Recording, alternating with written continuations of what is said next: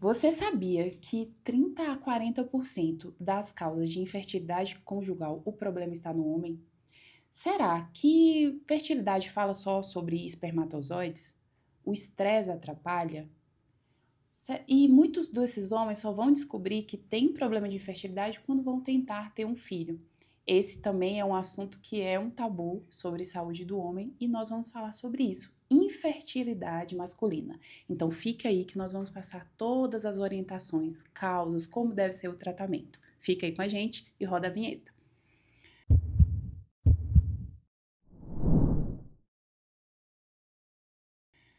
Olá, seja bem-vindo ao canal Por Você de Coração. Meu nome é Yara Guial, eu sou médica cardiologista e por aqui a gente acredita que você é protagonista da sua saúde.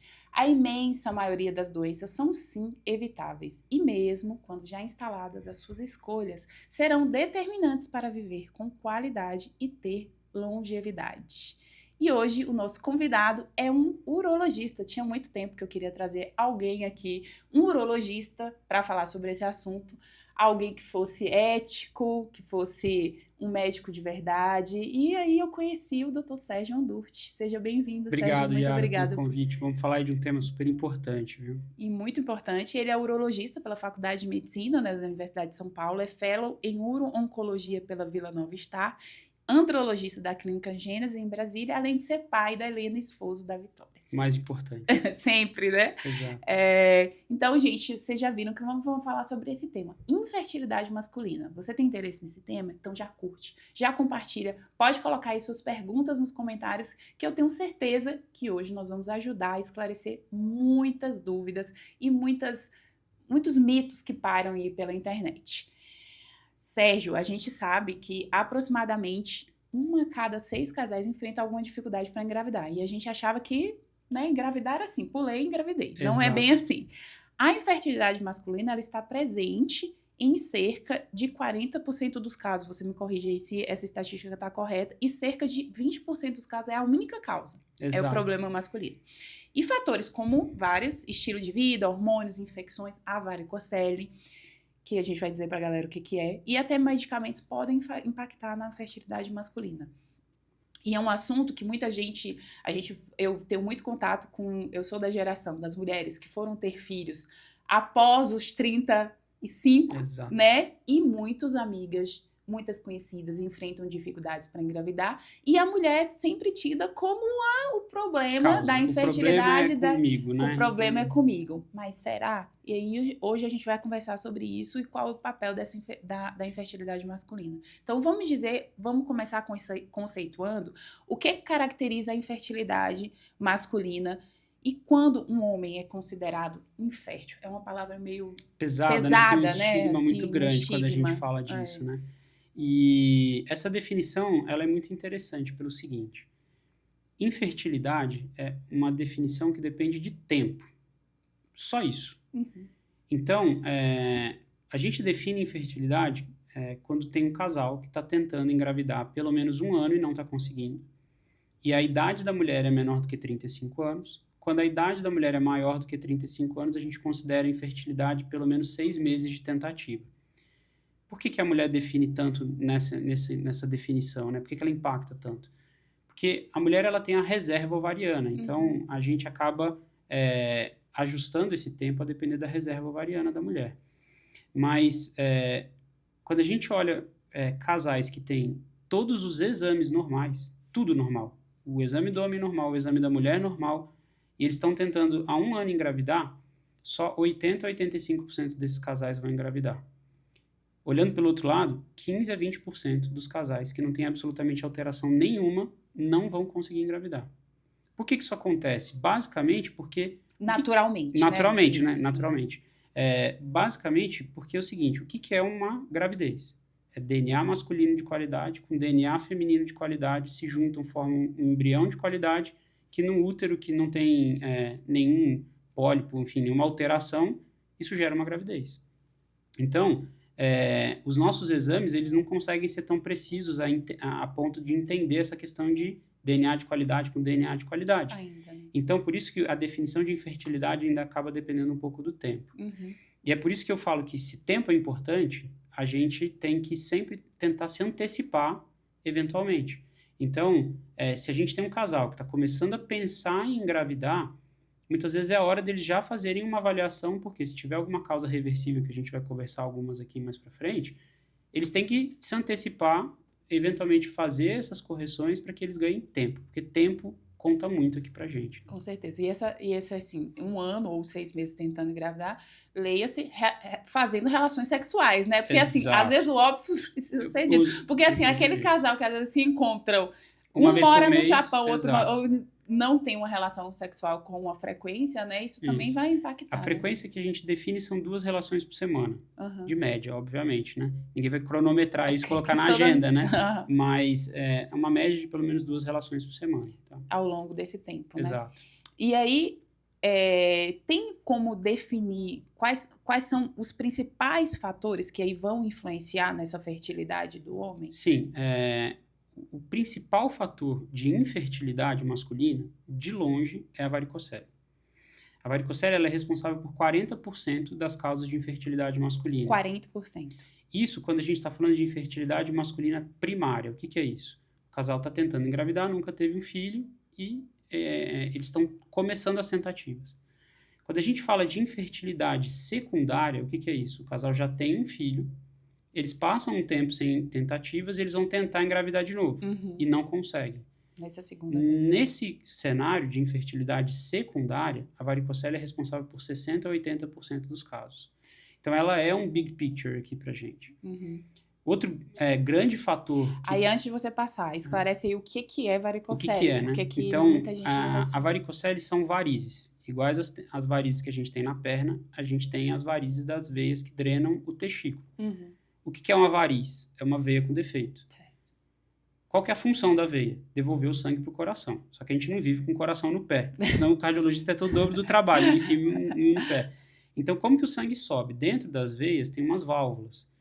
E aí, à medida que o sangue se movimenta ali, ele sobe, a válvula abre. Quando ele tenta descer pela gravidade, a válvula fecha. Quando essas válvulas começam a ficar com defeito, o sangue começa a subir, descer, fluir, refluir, e essa veia começa a dilatar. Por isso que as varizes da perna, não é que aparece uma veia na perna da pessoa de repente. Aquela veia sempre esteve ali, só que ela começa a ficar dilatada, a gente começa a ver essas veias. Todo esse processo acontece nas veias do testículo também. E aí, a gente começa a acumular sangue. É um sangue venoso. É um sangue que eu gosto de usar essa analogia porque os pacientes entendem, mas não é uma ótima analogia, mas é fácil de entender, que é um sangue velho. É um sangue metabolizado que está rico em radicais livres de oxigênio, né? E aí, esse sangue parado aumenta a temperatura ao redor do testículo e esse sangue rico em radicais livres de oxigênio estressa o testículo. Isso não acontece do dia para a noite. A maior parte dos pacientes que têm varicocele, eles têm a varicocele desde a puberdade. E um dado muito importante, assim, 20% dos homens têm varicocele. Então, 1 a cada 5 homens vão ter varicocele, mas não são todos que vão ter infertilidade por conta disso. E você só vai precisar tratar aqueles que têm infertilidade. Bingo, esse é o ponto. Então, a varicocele por si não é um problema. A varicocele com infertilidade é um grande problema. Certo. Então, esses pacientes, eles têm o início da doença lá na puberdade. E não são 2, 3 anos de varicocele que vão causar um problema. E por isso que ela é a principal causa de infertilidade secundária. Porque quando a gente está falando de secundária, a gente está falando de que passou tempo. Então, quanto mais tempo a varicocele tiver ali, maior é o impacto, maior é o prejuízo e menores são as chances de gravidez natural. Então, isso aqui é muito legal, muito importante, porque, assim, algumas vezes o cara vai falar assim, não, mas eu já tenho filho. Bingo. Então, eu não posso... O problema não sou eu. Mas Bingo. isso pode ser uma causa, porque a doença pode ter se manifestado ou ter alterado o espermatozoide, né, com o passar dos anos. Então, Exato. É uma causa de infertilidade secundária também. Então, Isso. sim, você já teve um filho, mas você está tentando engravidar, está tendo dificuldade, o homem precisa novamente de uma avaliação. E o grande ponto da varicocele é que ela é reversível. Isso é maravilhoso, né? Qual é a causa de infertilidade reversível que a gente tem? Principal. É a varicocele. É um problema muito grande que a gente consegue tirar da frente. Então, assim, a gente precisa sempre investigar e, se tiver presente avaliar com calma se é o paciente que vai ter benefício ou não vai, né? E tem várias coisas que a gente tem que aprofundar quando a gente vai fazer esses exames, essa investigação para definir isso. Mas, para você ter uma ideia, os pacientes que corrigem a varicocele, eles aumentam em 4 vezes a chance de engravidar naturalmente. Dos meus pacientes que eu operei no último ano, que não tinha fator feminino nenhum de infertilidade, eles tinham só varicocele presente, 60% deles engravidaram em 6 meses. Maravilhoso. Nossa, 60 não parece tanto. A chance de uma FIV, de uma fertilização in vitro dar certo, quando muito boa, é 60%. É como se a gente estivesse entregando para esse casal uma FIV sem ter que fazer a FIV, entende? Então, assim, é uma causa muito grande. E a outra que a gente conversou no episódio sobre disfunção erétil hormônio é a epidemia de testosterona que a gente está vendo. 80% dos pacientes que chegam no meu consultório ou usam ou já usaram reposição hormonal. E aí, a gente tem um trabalho muito legal que foi publicado em dezembro de 23, que ele mostrou que nos pacientes que fazem abuso de testosterona, uso muito elevado, 30% a 60% deles não vão recobrar a função testicular. Nossa Senhora. Ou seja, é uma coisa, assim, muito importante, né? Então, essa é uma outra causa que tem crescido muito. E aí tem as causas mais raras, que aí uma investigação mais aprofundada vai diagnosticar. Então, a primeira causa hoje em dia é varicocele, né? A segunda, abuso de esteroides anabolizantes. E aí, essa causa é uma causa importante, porque eu vejo assim, às vezes o cara tá ali querendo melhorar a performance, ele é jovem, ele nem pensa em ter um filho. Né? Ele tem ali 25, ele tá ali 30, às vezes ele vai casar depois dos 30, e ele tá provocando alterações no corpo dele, que ele, quando ele for ter o desejo, né, de engravidar, isso Já pode ser, a água já passou. Já passou. Então você tá definindo um destino de infertilidade que pode ser irreversível em até 30% a 60% dos casos. Que loucura, né? E aí, assim, isso obviamente, como tudo, né? Depende da intensidade, do tempo de uso e tudo mais. Mas uma coisa que é impressionante, esses pacientes chegam no consultório e aí eu pergunto, mas você conversou com quem te passou isso sobre o impacto na fertilidade? Não. Então as pessoas, eu não sei se elas sabem e fingem que não sabem, ou se a pessoa que está prescrevendo sabe que deveria falar, mas não fala porque senão vai desistir, mas assim, a gente tem que fazer essa correlação, isso tem que ser assim, muito claro, assim, estou usando alguma coisa de hormônio, isso está impactando a minha fertilidade, tem que ficar muito claro, seja para o médico, seja para o paciente, tem que ficar muito claro isso. Aí você pode ter a escolha. Né? Exato. Isso eu tenho um vídeo que eu falei já sobre isso, sobre as pessoas que prescrevem bomba, assim, né? E é bomba, né, gente? É esteroide anabolizante muitas vezes, que aí tem as indicações. Aí eu falo, ou é burrice, algumas vezes, do colega que tem desconhecimento, ou é malandragem mesmo, porque você sabe e você omite a informação.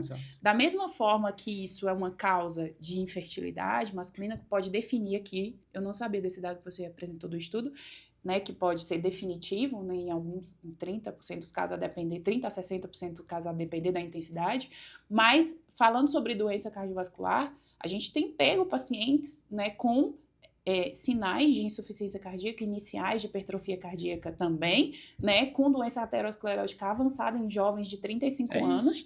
E aí, você sabia que isso pode acontecer? Então, tudo eu dou livre-arbítrio. Inclusive, eu tenho pacientes que acompanham comigo e que continuam fazendo uso. Mas agora, eu falei, você está fazendo a escolha.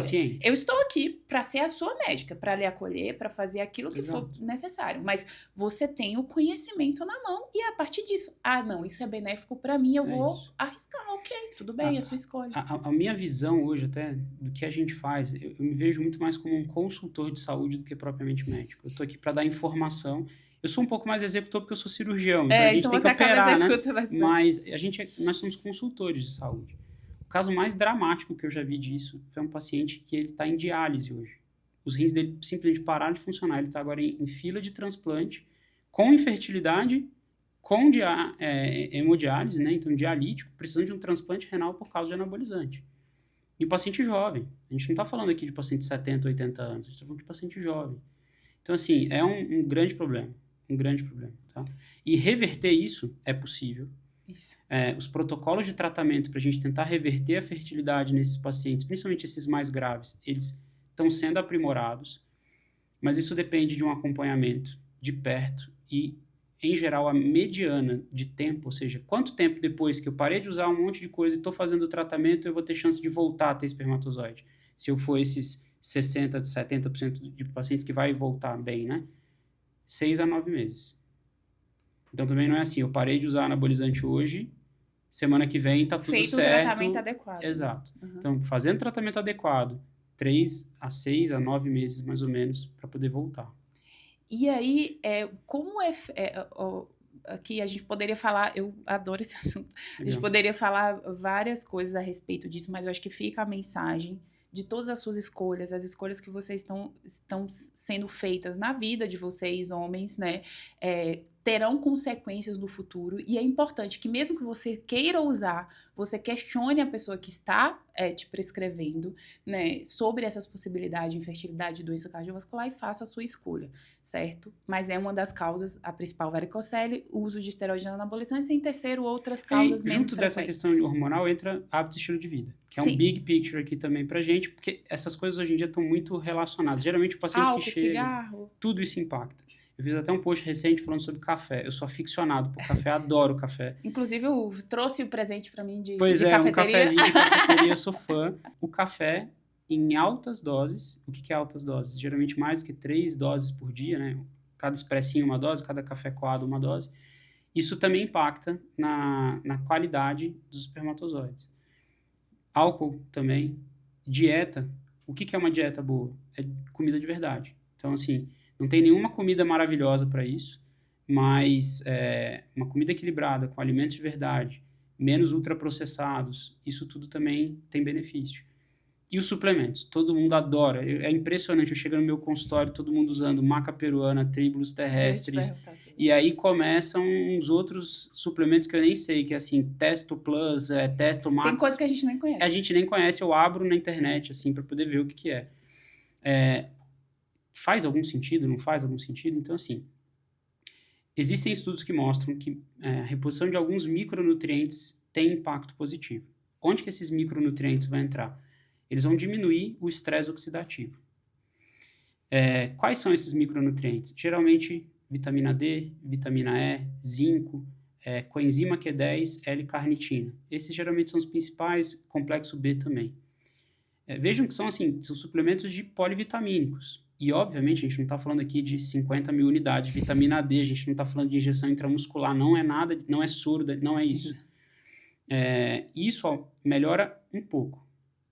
Tem, inclusive, melhora de desfecho de gravidez e nascido vivo, né? Porque não adianta só a gente melhorar os exames e não ter um bebê em casa. Quando a gente fala de fertilidade, o nosso principal objetivo é o bebê em casa. E, então, esses micronutrientes, eles ajudam. A magnitude desse benefício é pequena, mas existe. Então, assim, a gente tem que fazer a reposição desses micronutrientes para pacientes que precisam disso, né? Mas, assim, maca peruana, tribulus terrestres, esses outros suplementos que prometem aumentar a testosterona, aumentar a virilidade, e se passa na televisão, na propaganda de algum lugar, corre, porque já não vai funcionar. Não vai funcionar. Então, são poucos micronutrientes que ajudam, e não são todos. E isso aí é interessante, porque mas a gente vai e volta no mesmo... Bala de prata. Tem uma bala de prata, né? Tem alguma coisa assim que você faz que vai resolver. Não é assim. Então, é difícil você avaliar essa questão de micronutrientes, porque muitos desses micronutrientes também estão presentes em alimentos do seu dia a dia. Exato. Né? Uma dieta que é uma dieta saudável, que é uma dieta rica em fibras, rica em vegetais, rica em frutas, rica em peixes, em óleos saudáveis, ricas em castanhas, que também tem magnésio, que também tem outros micronutrientes que fazem parte. Então, não dissocia uma coisa da outra. Exato. Você não vai encontrar uma solução. Você está ali, não faz atividade física, fuma, bebe, não faz nada da forma correta, toma esses suplementos, espera que acontecer. Não é assim que funciona, né? E aí talvez a única bala de prata seja corrigir uma varicocele. Nos casos sim, muito aí graves, no caso tá? que é uma casa isso reversível, tem uns casos meio dramáticos que a gente vê pacientes tentando, você corrige, é impressionante, às vezes, quando é aquele caso mais grave de varicocele, às vezes você corrige, não dá nem 6 meses, ele já está grávido. Então, assim, Isso talvez seja a única bala de prata que eu consigo oferecer para alguns pacientes em casos muito selecionados. Exato, que é um caso frequente. É. Mas aí, até como a gente entrou nessas causas que influenciam ou não, tem algumas coisas que eu queria te perguntar se é verdade que influencia. Por exemplo, é verdade que o calor, por exemplo, de notebook no colo, sauna, roupas apertadas influenciam na qualidade desse... De onde veio? De onde veio isso? Quando a gente fala sobre isso, eu me sinto assistindo aquele Mythbusters que a gente assistia quando era criança. Você é mais novo que eu, né? Então eu já era adolescente, tá? E aí, isso é um mito. E de onde veio esse mito? Se eu falei que a varicocele aumenta a temperatura porque acumula o sangue, todo mundo associou, então, se aumentar a varicocele é tão ruim assim, e ela prejudica pelo aumento de temperatura, tudo que aumenta a temperatura prejudica também. E tem estudos que foram feitos tentando analisar isso. E o resultado foi negativo. Por quê? A não ser que alguém more numa sauna, ou que alguém deixe um notebook exatamente em cima do colo sem roupa nenhuma. Ou se a pessoa colocar um aquecedor ali, e que fique horas e horas e horas durante 10, 15, 20 anos, eventualmente pode ter algum prejuízo, né? Porque esse é o grande ponto da varicocele. Ela prejudica, não é de um ano para o outro, não é de 3 meses para o outro. É a manutenção daquela então, temperatura, assim, né? Você ir na sauna uma vez, eu adoro sauna, você vai 4 vezes por semana durante 1 hora, são 4 horas. Isso não é nada. Então, assim, esses fatores, eles não costumam impactar, tá? Assim, pelo que a gente tem de dado da literatura, não. A resposta é não. Obviamente... tem casos que são os extremos, aí não sei, dependendo de cada caso, uma pessoa que trabalha com um computador muito quente, 15 horas por dia em cima do colo só de uma bermuda, aí pode ser, mas é caso mais anedótico mesmo. É difícil você avaliar isso, né? Não assim, vamos, gente, pega o computador, coloca numa mesa, por favor, exato, então coloca numa mesa. Exato. E se for na sauna, 1 hora, tá tudo bem, vai embora, sauna, acabou. Pronto, tá. Porque às vezes o casal que tá ali tentando tem várias coisas, né? A causa é isso, Então, tenta corrigir aquelas coisas que são corrigíveis, não vai fazer nenhuma diferença na sua vida. Uma coisa que pesa muito, bem rapidinho, mas uma coisa que pesa muito, que é a palavra, quando a gente fala de infertilidade, infelizmente é culpa. Isso é muito pesado. Muito pesado. Porque essa não é culpa. Palavra, infértil, é uma palavra muito pesada. E os casais, eles chegam na consulta claramente, assim, aflitos, porque a gente tem um peso social. Quando as pessoas não te veem com filho, a primeira pergunta é: e aí, quando é que vai começar a tentar? E às vezes você já está tentando há anos. Isso gera culpa. E quando a gente começa a ir para esses detalhezinhos, eu vou tentar aquele suplemento ali, eu vou tentar... Por quê? Porque você está tentando amenizar esse sentimento de culpa, né? Então, isso é muito duro. E eu acho que um acompanhamento realmente de qualidade, ele aborda todas essas coisas. Tanto de evitar que você pegue caminhos que não vão te levar a lugar nenhum, te mostrar muitas vezes o melhor caminho para aquilo e te acolher para a gente passar por isso juntos. Pessoas, né? Exato, porque as pessoas que enfrentam infertilidade não estão sozinhas. Elas não estão sozinhas. E não tem que estar sozinhas. Isso não é culpa. Isso não tem que ser um peso maior do que ele já é. Né? Então, e às vezes você pode pensar assim, engravidar é super fácil e não é, pode não ser, mas existem medidas e pessoas que estão ali para acolher esses casais, né, para tratar de uma forma verdadeiramente humana mesmo, buscar pessoas, tratar pessoas para que tenha esse destino do bebê em casa, né? E aí a gente vai voltar um pouquinho, porque a gente falou, infertilidade é aquele casal que não consegue engravidar durante 1 ano, se for abaixo dos 35 anos, a mulher acima de 35 anos, com 6 meses, tendo relação, em média, 2 vezes por semana. Ok, isso é o casal infértil, as principais causas. Principal, número 1, varicocele em homem, abuso de esteroides anabolizantes é uma outra causa. E essas causas podem ser reversíveis, né? Uma mais facilmente, que é a varicocele, e os esteroides anabolizantes pode ser mais complicada essa reversão. Mas ok, a gente está aqui falando de infertilidade. Como que é feita essa avaliação de fertilidade masculina? É só o espermograma? Como que é feito? O espermograma é um dos exames, ele é muito importante, obviamente. E uma das coisas importantes que a gente precisa entender com relação ao espermograma é, só um exame não basta. A gente precisa de, no mínimo, 2 exames, tá? Por quê? Se você fizer 10 espermogramas em 10 dias diferentes, a gente vai ter 10 resultados diferentes. Existe uma tendência, a gente cria igual a banda de inflação, é um número um pouquinho para lá, um número um pouquinho para cá, você tem uma banda, uma faixa onde aquele paciente ele vai estar. Então, é importante a gente fazer pelo menos 2 exames. E o espermograma tem que ser feito com qualidade, porque o espermograma é um exame que depende de um operador, tanto que as pessoas, quando forem ler o nome dos exames, tiver aí na sua casa, você vai ver que está escrito espermograma manual. Esse manual não está ali por acaso, porque quer dizer que alguém que foi olhar e contou manualmente tudo que está ali. E, obviamente, tudo que depende de um operador depende de qualidade. Então, é muito comum a gente ver espermogramas completamente errados também, que não fazem sentido nenhum, tá? Depois disso, a gente faz avaliação de exames laboratoriais, principalmente para a gente ver essa questão hormonal do homem. E o ultrassom entra também, muitas vezes, como um exame muito importante, junto com o exame físico, para a gente ver essas outras questões. Volume testicular, varicocele. A varicocele é diagnosticada com pelo esse ultrassom exame. e pelo exame físico. Então, os 2 métodos que a gente usa para diagnosticar a varicocele é o exame físico e o ultrassom. Então, esses são geralmente os 3 pilares iniciais para uma avaliação bem inicial, e aí dali a gente muitas vezes prossegue com outros exames mais específicos. E eu ia te perguntar a respeito do espermograma, porque o que você ali vai avaliar? Porque eu também já li que você avalia a quantidade, né, de espermatozoides em si, mas nesse espermograma normal é avaliado a qualidade desse espermograma? Essa pergunta é genial pelo seguinte: eu faço uma analogia para alguns pacientes que o espermograma ele é como se fosse aquele meme do Homer Simpson, que olha o Homer Simpson de frente, ele está todo bonitão, olha pelas costas, tem um monte de grampo segurando ele. Porque o espermograma é um exame indireto. Ele olha ali se tem uma quantidade mais ou menos ok, se aqueles espermatozoides parecem estar se movimentando bem. E se a forma deles parece ok, a gente fala que está tudo bem. Só que nada disso avalia a qualidade do DNA que está ali dentro. Então, a gente até tem alguns exames hoje em dia, eles têm algumas limitações, mas o principal é um exame que a gente chama de fragmentação de DNA. Ele tenta avaliar essa questão de qualidade, mas ele também não é perfeito. E ele é muito variável também a depender de algumas ainda não causas. existe qual é o limite, né, dessa fragmentação? É muito discutível também. Isso depende muito de cada kit, porque, na verdade, esse exame é feito de formas diferentes, por empresas diferentes que vendem o kit. Não tem uma padronização. Não tem uma padronização perfeita, entende? Então, é um exame que tem que ser bem avaliado, ser solicitado quando realmente ele vai mudar alguma coisa pra gente, tem que ser bem interpretado, entendeu? Mas ele é o que mais se aproxima da gente conseguir avaliar a qualidade. Talvez a gente possa caminhar aí num futuro de uma avaliação melhor, né? Dessa qualidade desse. Provavelmente. Porque, como você falou, a gravidez é a junção de um DNA bom com outro DNA bom para que essa gravidez se desenvolva, né? Então, exato. Esse é o futuro, eu acho, da reprodução humana, a gente conseguir controlar isso de forma melhor.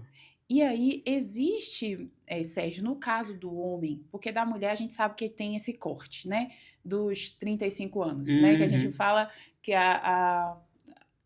evoluiu o ambiente em que a mulher vive socialmente, mas a nossa genética, a feminina, né? O nosso corpo, ele é o mesmo corpo lá de 200 mil anos atrás. Da pré-história, é o mesmo, né? É esse mesmo corpo, nós não evoluímos do ponto de vista... Aliás, biológico, né? Então, a mulher tem essa reserva ovariana. Ela tem essa reserva ovariana que ela vai acabar. Então, gente, você começou ali com a quantidade de óvulos, né? Que você vai... De reserva ovariana, que você vai ir ali eliminando ao longo da vida com a menstruação. E quando isso acabar, acabou. Enfim, no geral, é o corte de 35 anos. Mas, no caso do homem... isso acontece? Tem uma questão de idade ou não? É muito, muito, muito relevante hoje em dia. Uma colega até que é fertileuta, que trabalha com isso, estava num congresso, me mandou uma foto de uma discussão que estava acontecendo semana passada em São Paulo. E assim, a resposta simples e objetiva é sim também. A magnitude não é tão grande quanto o impacto da idade para a mulher, por conta da reserva, né? Mas sim. Então, a idade do homem, em geral, o cutoff que a gente usa é a partir dos 40 anos, a gente começa a ver nos estudos alguma mudança com relação a isso. Impacta, tá? E mais do que a idade, a qualidade do fator masculino também impacta. Então, tem muitas das vezes tentantes que ela passa numa ginecologista, ela avalia, aí faz um espermograma do homem, tá tudo normal, e aí fala, não, o espermograma do homem tá tudo normal, a causa não é com ele, aí joga mais culpa na mulher, mas às vezes aquele espermograma ele tá com esses parâmetros grosseiros de quantidade e tudo mais normais, mas o homem está todo desajustado. Então, aquela qualidade dele que está ali também, então tem trabalhos que correlacionam obesidade do homem com um aumento de chance de abortamento. Obesidade do homem com aumento de chance de gravidez ectópica. Existe isso. Pra você ter uma ideia, tem a tal da síndrome metabólica, que você luta contra o dia inteiro. Os homens que têm 3 ou mais fatores de síndrome metabólica, eles aumentam, às vezes, em 10% a chance de desfechos obstétricos ruins. Nossa. Então, assim, o homem também pesa na idade e na qualidade. Uhum. E aí, só para esclarecer, síndrome metabólica, gente, é uma alteração que você já vai começar a ter alterações da glicemia, pode ter alterações vai ter alterações da circunferência abdominal, né? Que no caso do homem acima de 102, no caso da mulher acima de 88, além de você ter alterações de pressão arterial, não necessariamente uma pressão alta, alterações de triglicerídeos, enfim. São alterações que demonstram que aquele corpo ele tem uma quantidade de gordura visceral, né, de uma gordura que antes a gente achava ali que essa gordura era um tecido inerte, mas hoje a gente sabe que ele produz vários fatores inflamatórios e oxidantes que prejudicam a saúde como um todo e que contribuem para várias coisas. Exato. Dentre saúde cardiovascular até a fertilidade. Exato, né? Esse é o ponto. Então, sim, existe a idade, a fertilidade masculina também envelhece. Também envelhece. Vamos dizer assim. E aí, você já falou sobre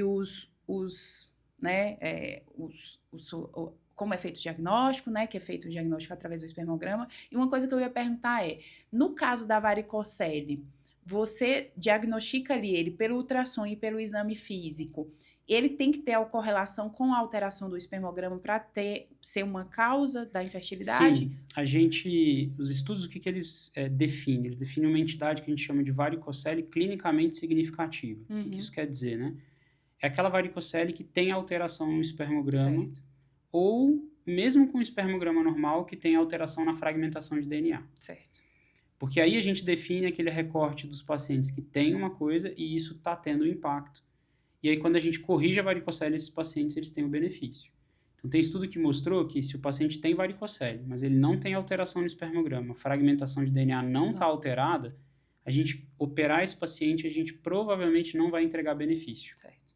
Tá? Então, a indicação cirúrgica é alteração, diagnóstico de varicocele, mais alteração no espermograma ou alteração na fragmentação de DNA. Esse paciente tem benefício muito claro de corrigir a varicocele. Certo. E no caso do uso dos esteroides anabolizantes, você vai o protocolo, né, de tratamento que você já comentou aqui, que pode durar de 6 a 9 meses, ele faz por uma retirada gradativa? Como que é feito isso, assim, em termos mais leigos e de uma forma mais simplificada? Qualquer cheirinho de testosterona, hormônio, bloqueia o eixo. Então, o primeiro passo, assim, o paciente, quando ele chega para mim, assim, a primeira coisa que ele sai da consulta já é não usando mais nada. Eu brinco para eles que eles não podem nem encostar, que tem que jogar fora o que está na geladeira, não pode nem olhar para a testosterona. Então, assim, a gente tem que interromper abruptamente. Porque esses pacientes, eles vão precisar passar por uma coisa que o pessoal chama de crash, né? Então, a gente tem que estimular realmente uma ruptura, uma quebra, para que isso volte a estimular o eixo, né? O que a gente faz... Esse eixo que ele está falando... esse eixo que ele está falando é porque para o espermatozoide, né? Para você ter a ereção, o espermatozoide sair com aquela produção, você depende de uma glândula, né? Que está no cérebro, né? Para estimular essa hipófise. Ela estimula a produção de um hormônio que vai até lá na região do testículo e libera... Estimula a produção de testosterona e espermatozoides. Exato. Então, esse eixo, quando você usa a testosterona de fora, você bloqueia a produção natural do corpo. Exato, certo? Exato. E a gente chama esse eixo de eixo hipotálamo-hipófise, né? Gônada, né? E, então, assim, a primeira coisa tem que interromper abruptamente. E o que a gente faz? O que é o meu tratamento? Qual é o meu papel aqui? O que eu faço é que eu dou remédios para tentar acelerar e otimizar esse retorno da produção natural. Não é que eu crio produção natural onde não tem mais. E aí a gente entra naqueles 30%, 60% de pacientes que às vezes podem parar em definitivo, né? Então, para esses pacientes, a gente interrompe abruptamente e faz medicação para otimizar e acelerar essa recuperação. Perfeito. Certo. Então, caminhando aqui para a última pergunta que eu ia te falar em quais casos vai ser indicada a fertilização assistida, né? No caso da infertilidade Isso também depende muito de cada casal. Uhum. Porque a gente está falando de expectativa, obviamente. E a minha consulta, quando eu vou conversar sobre isso, só para definir, às vezes, esse ponto, a gente demora meia hora, 40 minutos. Por quê? Se a gente tem um casal que ele não quer perder tempo, por outros motivos, eles não querem tentar corrigir uma varicocele, por mais que isso possa diminuir a chance da FIV dar certo, ou eles não querem tentar algum outro caminho, porque isso tudo leva tempo, às vezes a fertilização in vitro, uma vez definida a infertilidade, né, então está 1 ano tentando com menos de 35 anos, ou 6 meses tentando com mais de 35 anos, ela é um tratamento. A gente tem uma prateleira de tratamentos aqui, e obviamente, se a gente corrige a varicocele, muda hábitos e estilos de vida, compensa a obesidade, a chance da FIV dar certo é maior, ela aumenta. Mas isso não quer dizer que, se você fizer uma FIV inicialmente no tratamento, você tem chance nenhuma de dar certo, não é isso. Uhum. E as pessoas também têm que entender que a FIV não é um interruptor, que você vai ali e aperta e engravidei, não é isso. Uhum. A FIV dá certo em 45% a 60% dos casos. Então, é tudo um contexto, mas, em geral, tem um cenário de pacientes em que a gente acaba tendo que ir para a FIV sem muita discussão, que são cenários onde a gente tem fatores graves dos dois lados. Por exemplo, uma mulher que teve uma endometriose, uma gravidez ectópica, e ela retirou as 2 trompas. Essa mulher não vai conseguir engravidar naturalmente. Atendi ontem essa paciente. Então, não vai conseguir engravidar naturalmente. Ou um paciente que tem alguma alteração genética em que ele tem uma chance pequena de estar produzindo espermatozoides, e para a gente conseguir encontrar esses espermatozoides, a gente vai ter que fazer um procedimento super complexo, que se chama microtese. Esse paciente também não vai conseguir engravidar de forma natural. Ou a chance assim, é mínima, muito pequena. Então, em geral, a FIV é assim, muito claro o primeiro tratamento para fatores graves, sejam femininos, sejam masculinos, e principalmente quando a gente tem fatores graves dos dois lados. Fora isso, a FIV sempre é uma opção também, mas aí a gente tem que entrar dentro, provavelmente, desse armamentário aí de tratamentos. Da expectativa de cada um, Exato. Idade. Como dissemos em outros episódios, vai tratar pessoas individualizadas. Né? Exato. Perfeito. Sérgio, excelente. Acho que nós vamos esclarecer muito o casal aí. E aí eu queria que você deixasse sua mensagem final, né, para que casais que estejam passando por isso possam receber aí a tua mensagem, de alguma forma ajudar. Primeiro, obrigado por você ter me convidado, assim, foi um prazer muito grande conversar sobre isso. Eu e minha esposa, a gente viveu um pouco isso. Eu nasci com um problema que tem alteração, então, enfim, eu entrei nessa área porque eu acabei vivendo um pouco isso também, e isso para mim trouxe várias angústias, várias ansiedades, um peso muito grande. Então, a mensagem que eu queria dizer para os meus pacientes é que eles não estão sozinhos. Principalmente para as mulheres, talvez que estejam ouvindo a gente, a culpa não é sua, o fator não é só feminino, e é muito importante que a gente avalie o casal e que a gente acompanhe vocês, porque a infertilidade é muito dura, é um peso enorme, mas ele não precisa ser maior do que ele já é. Então, assim, existe tratamento, os tratamentos hoje em dia evoluíram muito, a gente tem resultados muito bons, nem sempre a gente ganha, às vezes a gente perde, infelizmente, essa batalha, né? Mas a gente está aqui para isso e a gente consegue entregar hoje um tratamento de qualidade. Então, procurem atendimento, bons médicos, que, em geral, os resultados eles vão valer a pena. E no teu caso, a Helena tá lá, né? Helena tá lá, graças a Deus. Graças a Deus, é um testemunho, né? Pois é. E aí deixa tuas redes sociais também. sergioandurte.urologia no Instagram e drsergioandurte.com.br, meu site. Obrigada, viu, Sérgio? Obrigado, Yara. E aí, como mensagem final, eu queria dizer para vocês que infertilidade não é igual a disfunção erétil, não é sinal de impotência, né? As suas escolhas do seu estilo de vida pode sim influenciar na fertilidade masculina. Muitas vezes os casais negligenciam que o homem pode ser a causa dessa infertilidade.